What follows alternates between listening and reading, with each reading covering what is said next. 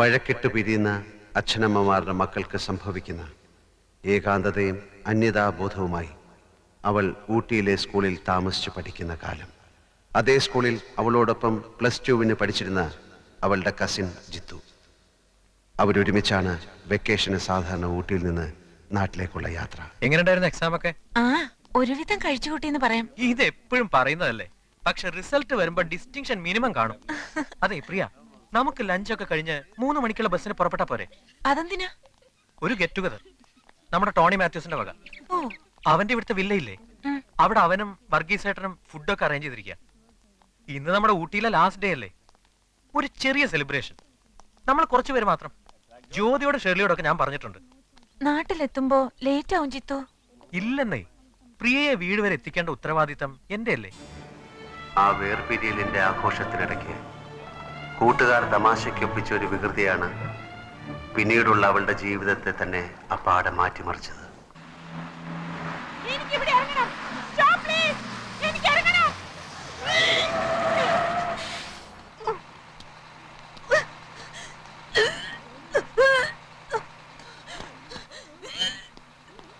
പ്രിയ, എന്തു പറ്റി? അറിയില്ല. പ്രിയ, എന്താ? എന്ത്?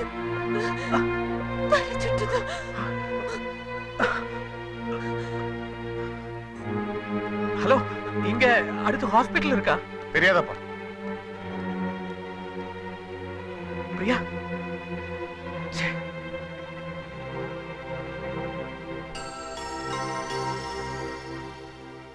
ഹോസ്പിറ്റലിന് ടൗണിലേക്ക് തിരിച്ചു പോകണം. എന്താ പറ്റിയത്? അത് ഒരു ടാക്സി കിട്ടും. വിളിച്ചു പറഞ്ഞാ വരും. എന്താ പറ്റിയ കുട്ടിക്ക്? അത് പിന്നെ നാട്ടിലേക്ക് പോണ വഴിയാ. ബസ്സിൽ വെച്ച് തല കറങ്ങി. എന്റെ കസിനാ. വെക്കേഷൻ സ്റ്റാർട്ട് ചെയ്ത് ഞങ്ങൾ ഫ്രണ്ട്സ് സെലിബ്രേറ്റ് ചെയ്തപ്പോ അബദ്ധത്തിൽ കുറച്ച് ലിക്കർ കഴിച്ചു പോയി. ജ്യൂസാണെന്ന് കരുതി കുടിച്ചതാ. അത്രേ ഉള്ളൂ. അതിന് ഹോസ്പിറ്റലൊന്നും പോണമെന്നില്ല. ഒരു മുറി തുറന്നു തരാം. ഷവറിന്റെ ചോട്ടിൽ കുറച്ചേരം നിർത്തിയാൽ മതി, ശരിയാവും. പ്രിയ, പ്രിയ,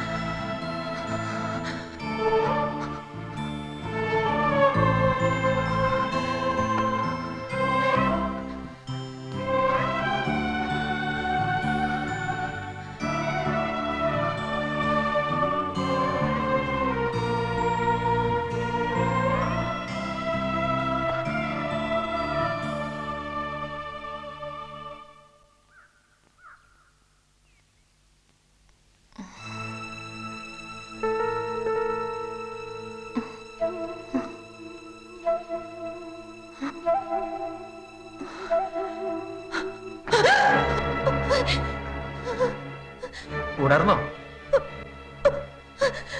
പേടിച്ചു പോയി ഞാൻ. കുറച്ച് ചിന്തകത്തിയെന്നാ ഇങ്ങനെ ബോധം കെടും ഒരാള്. ഷവറിന്റെ ചോട്ടിൽ നിർത്തി തല നനച്ചിട്ടും ഒന്നും അറിഞ്ഞില്ല. സാരമില്ല, വേഗം ഡ്രസ് ചേഞ്ച് ചെയ്തിട്ട് വാ, പോവാൻ നമുക്ക്.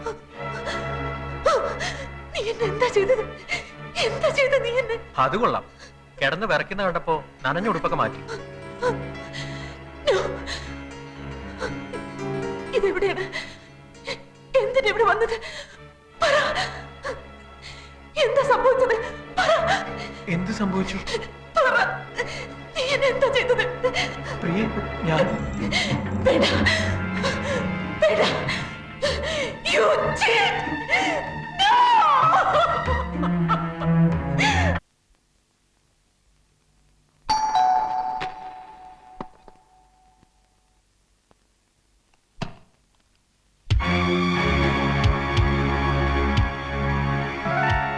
മിസ്റ്റർ ജിതേഷ് ഇല്ലേ? ഇല്ല. ആരാ?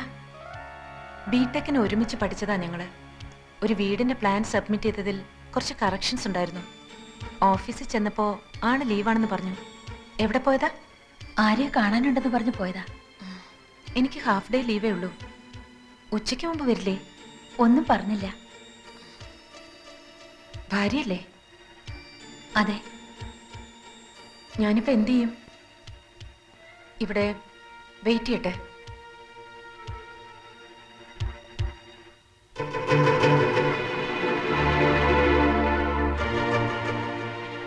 കുടിക്കാൻ കുറച്ച് വെള്ളം.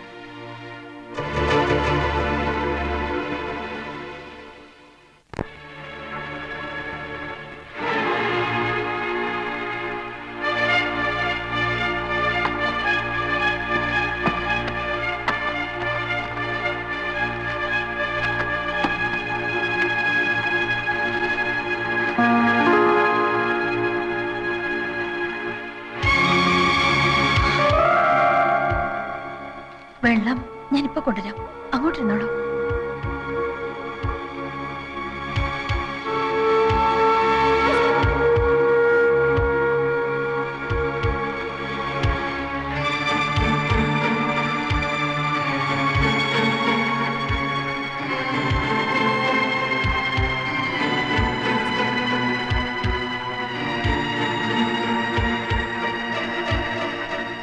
വെള്ളം.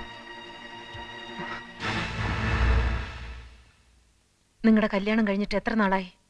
2 വർഷമായി. എന്താ പേര്? പേര് ശോഭ.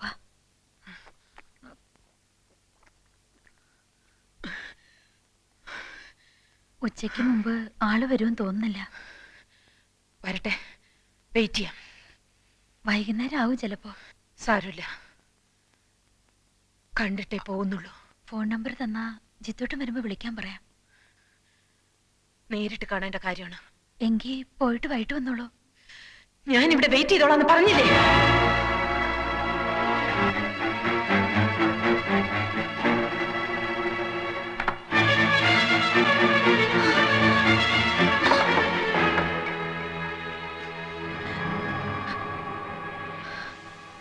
ഹലോ, പ്രകാശനല്ലേ? ഞാൻ ശോഭ. ജിത്തോട്ടൻ എവിടെ പോകുന്നെന്ന് വല്ലതോ? വന്ന പെട്ടെന്ന് ഇങ്ങോട്ടൊന്ന് വരാൻ പറയോ? അല്ല വേണ്ട, പ്രകാശേട്ടനൊന്നും ഇങ്ങോട്ട് വരുമോ? അവര് വന്നിട്ടുണ്ട്. അപ്രിയ, ജിത്തോട്ടന്റെ പഴയ അവര് മെന്റൽ ഹോസ്പിറ്റലാണെന്ന് ജിത്തോട്ടൻ പറഞ്ഞത് ഓർമ്മയുണ്ട്. ഇല്ല, അറിയില്ല. എനിക്ക് പേടിയാവുന്നു. ഞാൻ ഒറ്റയ്ക്കുള്ളൂ. ശരി.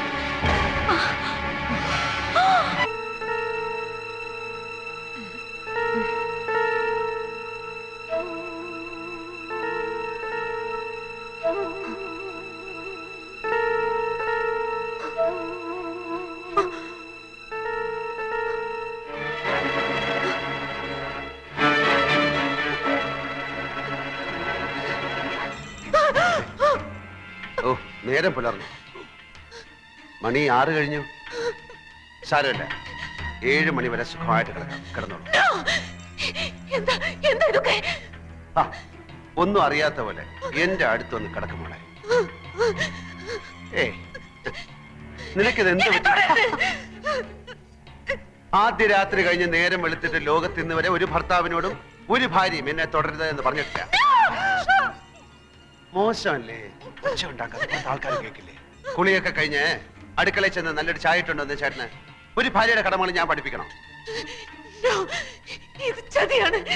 ചതി. ചതിയാ? അത് കല്യാണം കഴിഞ്ഞാൽ ഭാര്യയും ഭർത്താവും ഇങ്ങനെ ഒരുമിച്ച് ഉറങ്ങുന്നതും പരസ്പരം മനസ്സും ശരീരവും പങ്കുവെക്കുന്നതും നാട്ടു നടപ്പല്ലേ? അതെങ്ങനെ ചതിയാകുന്നത്? ഇല്ല ഇല്ല, ഞാൻ വിശ്വസിക്കില്ല. സത്യമായ കാര്യങ്ങൾ വിശ്വസിച്ചല്ലേ പറ്റൂ. കഴുത്തി കിടക്കുന്ന ഈ താലി നോക്ക്, ഉടുത്തിരിക്കുന്ന ഈ പുടവ നോക്ക്, നമ്മൾ കുടിച്ചു തീർത്ത ഈ പാൽ ഗ്ലാസ് നോക്ക്, കടിച്ചു തിന്ന ആപ്പിളും പഴങ്ങളും നോക്ക്, ഈ അലങ്കാരങ്ങളും നമ്മൾ കെട്ടിപ്പിടിച്ചു കിടന്നപ്പോൾ ഞെരിഞ്ഞമർന്ന മുല്ലപ്പൂക്കളും നിന്റെ നെറ്റിയിലെ മാഞ്ഞുപോയ ഈ കുങ്കുമപ്പൊട്ടും അഴിഞ്ഞുലഞ്ഞ തലമുടിയും ഒക്കെ സത്യമാണെങ്കിൽ ഇക്കഴിഞ്ഞ നമ്മുടെ ആദ്യ രാത്രിയും സത്യമാണ്. വേണ്ട, എന്നെ വിശ്വാസമില്ലെങ്കിൽ വേണ്ട, വേണ്ട, എന്റെ കൂടെ വരൂ, വാ. അമ്മയെക്കാളും നീ സ്നേഹിക്കുകയും വിശ്വസിക്കുകയും ചെയ്യുന്ന നിന്റെ വല്യമ്മയോട് ചോദിക്കുക, ഇതൊക്കെ സത്യമല്ലേ എന്ന്. നിന്നെ ആഭരണങ്ങൾ അണിയിച്ച് കതർ മണ്ഡപത്തിൽ കൈപിടിച്ചിരുത്തിയ ഇവരോട് ചോദിക്കേ, ഇതൊക്കെ ചതിയാണോ എന്ന്. വാ, കല്യാണപ്പന്തലും കതർ മണ്ഡപവും സത്യമല്ലേ? 100 കണക്കിന് ആളുകളുടെ സാന്നിധ്യത്തിൽ വാദ്യമേളങ്ങൾ ഉയർന്നപ്പോൾ ഞാൻ താലി കെട്ടിയതും കതിർ മണ്ഡപവും വലം വെച്ചതും മറന്നോ?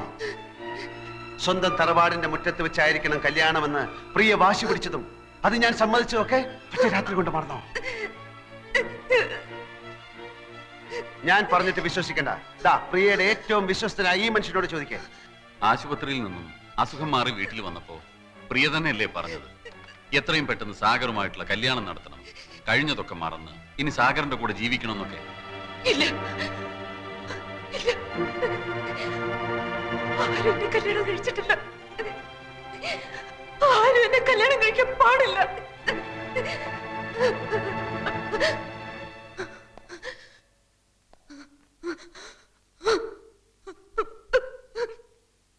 വർഷങ്ങൾക്ക് മുമ്പുള്ള ഒരു പ്രഭാതത്തിൽ നീ ഉണർന്നെണീറ്റപ്പോൾ ഒരു തെറ്റും ചെയ്യാത്ത ഈ പാവം പയ്യൻ നിന്നെ നശിപ്പിച്ചു എന്ന് നീ വിശ്വസിക്കുന്നുവെങ്കിൽ ഇന്നലെ രാത്രിയിൽ സംഭവിച്ചതും സത്യമാണ്. അത് നീ വിശ്വസിക്കുന്നില്ലെങ്കിൽ അന്നും ഒന്നും സംഭവിച്ചിട്ടില്ലെന്ന് നീ വിശ്വസിച്ചാൽ മതിയാകും.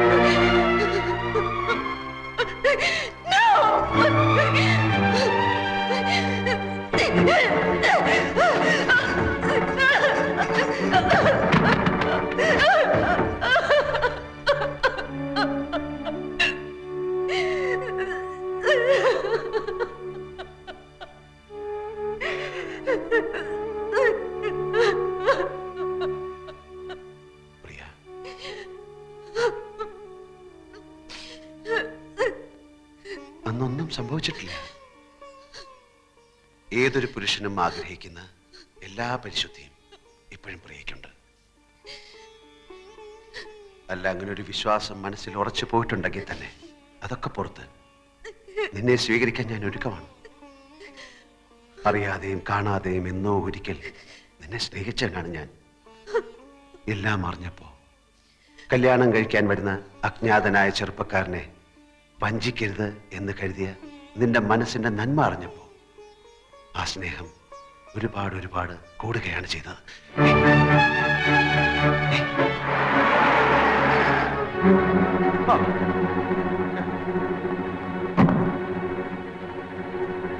എന്റെ പൊന്നു തഹസിൽദാർ സാറേ, 2 ദിവസമായി ഞാൻ നെട്ടോട്ട് ഓടുകയാണ് കോട്ടപ്പുറത്തിനെ തേടി. എന്തായി ക്ലൈമാക്സ്? അവസാന ലക്കം ഇന്ന് കമ്പോസിങ്ങിന് കൊടുത്തില്ലെങ്കിൽ അയാൾ എവിടെ? ഭയപ്പെടാതിരിക്കൂ മാമച്ച, അയാൾ കഥ എഴുതുകയാണ് അകത്ത്.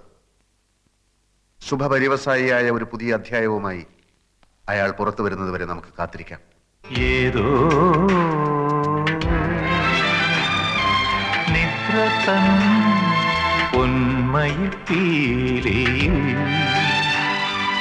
7 വർണ്ണങ്ങളും നീർത്തി തളിരിലത്തുമ്പിൽ നിന്നൊതിരും മഴയുടെ ഏകാന്ത സംഗീതമാ.